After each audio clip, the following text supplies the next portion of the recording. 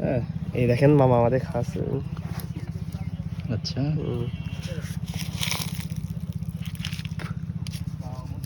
সেই স্বাদ ভাই, মিষ্টি আছে না? আলহামদুলিল্লাহ। ধন্যবাদ। হুম,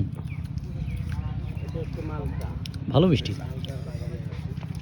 এর কিন্তু হারভেস্ট করার সময় চলে গিয়েছে, তবুও আলহামদুলিল্লাহ অনেক মিষ্টি।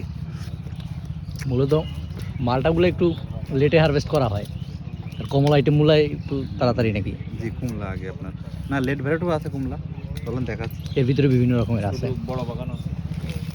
এই পাশে গাছ অনেক আছে। এখানে 2 দিন পরে হয়তো বা সজীব সাহেব আসবে। আমাদের জনপ্রিয় কিছু ক্রিকেটার আছে, মুস্তাফিজুর রহমান, সৌম্য সরকার, এনারাও আসার কথা আছে। কি পরিমাণ ফলন এখানে আপনি দেখেন। ওই পাশে আমরা একটা গাছ দেখছি, ওইটা তো মাশাআল্লাহ খুবই ভালো ফলন। এই পাশটায় এখানে বিভিন্ন রকমের আসলে ভেরিয়েন্ট আছে। উনি বললো যে এগুলো আসলে এইভাবে আমি যদি আমার কথাই বলি যে আমি ক্লাসিফাই করতে পারতেছি না যে কোনটা কি, একরকমই দেখা যায়। তবে এই ভদ্রলোক আমাদের খুব সুন্দরভাবে দেখাচ্ছে যে এইটা হচ্ছে এই জাত, এটা জাত, খুব কমপ্লিকেটেড নাম। আমি তো ঘরে সব মালটা বলে চালাই দিতেছি, কিন্তু নাম আলাদা আলাদা আর কি, বুঝতে পারবেন। এবং এটা আসলেই মিষ্টি, ভালো মিষ্টি, এটা আলাদা জাত। এখানে যে ওনার আছে সজল মামা, উনি মূলত চারা উৎপাদনও করে। যাদের চারা প্রয়োজন তারাও নিতে পারে। এই গাছটার দিকে আপনি খেয়াল করেন, 2টা আছে এখানে, সাইজও বেশ ভালো।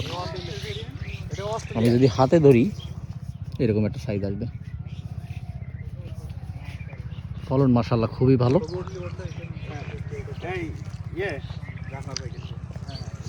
এখানে ধরন ভালো, হুম, ভালো।